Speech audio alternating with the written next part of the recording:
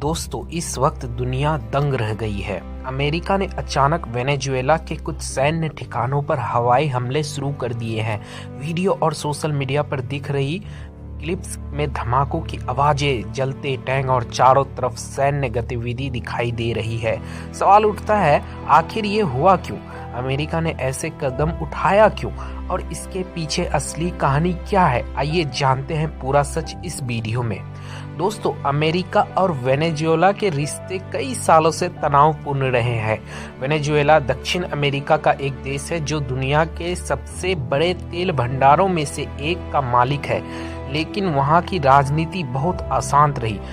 1999 में ह्यूगो चावेज और फिर निकोलस मदुरो की सरकार आने के बाद से देश ने अमेरिका की नीतियों के खिलाफ मोर्चा खोल रखा है।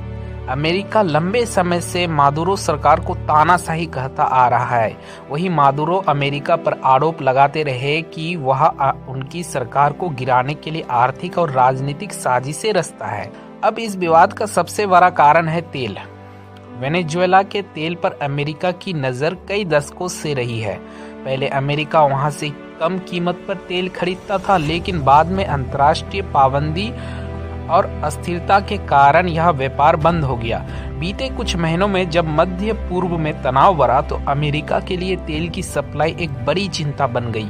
ऐसे में वेनेजुएला के विशाल तेल भंडार फिर से अहम हो गए, लेकिन मदुरो सरकार अमेरिका को तेल सौंपने को तैयार ही नहीं था। यहीं से खींचतान बढ़ी। रिपोर्ट के अनुसार हमला शुक्रवार रात लगभग 2:30 बजे अमेरिकी टाइम के अनुसार हुआ, जब अमेरिकी फाइटर जेट्स ने वेनेजुएला की राजधानी कराकस के पास 2 सैन्य बेस को टारगेट किया।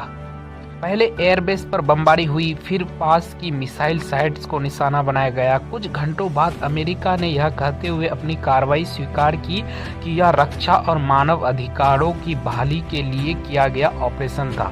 मदुरो सरकार ने इन दावों को पूर्ण आक्रामकता बताया और वह कहा कि उनका देश युद्ध के लिए तैयार है। कई विशेषज्ञ मानते हैं कि यह सब अचानक नहीं हुआ। पिछले महीने से अमेरिकी नौसैनिक जहाज कैरेबियन सागर में गश्त कर रहे थे। साथ ही CIA की खुफिया रिपोर्ट्स बता रही थी कि अमेरिका वेनेजुएला के अंदर रूसी प्रभाव को खत्म करना चाहता है। दरअसल रूस वेनेजुएला का अहम सहयोगी है। उसने हाल ही में वहां हथियार और मिसाइल सिस्टम दिए थे। इससे अमेरिका को डर था कि दक्षिण अमेरिका में रूस का बढ़ता प्रभाव उसके भू राजनीतिक हितों के लिए खतरा बन सकता है। इस घटना पर पूरी दुनिया में मिले जुले प्रतिक्रियाएं देखने को मिली। रूस और चीन ने अमेरिका के हमले को कड़ी निंदा की और कहा यह अंतर्राष्ट्रीय कानून का उल्लंघन है। भारत, ब्राजील और कई और अन्य देशों ने शांति और संवाद की अपील की है। संयुक्त राष्ट्र UN ने तत्काल सुरक्षा परिषद की बैठक बुलाई है ताकि स्थिति को और बिगड़ने से रोका जा सके। साथ ही वेनेजुएला की जनता सड़कों पर उतर आई है। कुछ लोग मदुरो के समर्थन में है तो कुछ चाहते हैं कि नई सरकार बने ताकि देश में स्थिरता लौटे। सबसे बड़ा डर यही है कि यह घटना एक बड़े युद्ध का रूप न ले ले। अगर रूस या चीन ने वेनेजुएला को खुलकर सैन्य मदद दी तो यह प्रॉक्सी युद्ध यानी अप्रत्यक्ष युद्ध की स्थिति बन सकती है, ठीक वैसे ही जैसे यूक्रेन में हुआ था।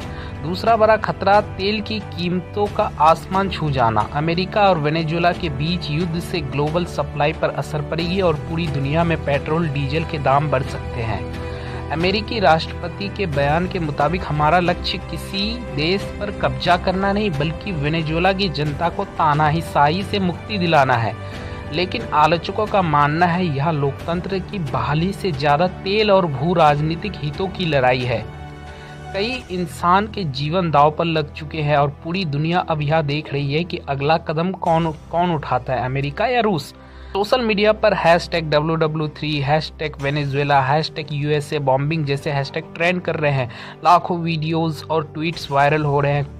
अगर हम निष्पक्ष दृष्टिकोण से देखें तो किसी भी सैन्य कार्रवाई का सबसे बड़ा नुकसान आम नागरिकों को भुगतना पड़ता है। हजारों लोगों को अपने घर छोड़ने पड़ सकते हैं, बिजली और पानी जैसी सुविधाएं ठप हो सकती है और बच्चे युद्ध के डर में जीने लगते हैं। अंतर्राष्ट्रीय राजनीति के विशेषज्ञ कह रहे हैं कि अगर कूटनीतिक समाधान नहीं निकला तो आने वाले दिनों में यह संघर्ष कई देशों को अपनी लपेट में ले सकता है और दुनिया एक और आर्थिक मंदी में जा सकती है।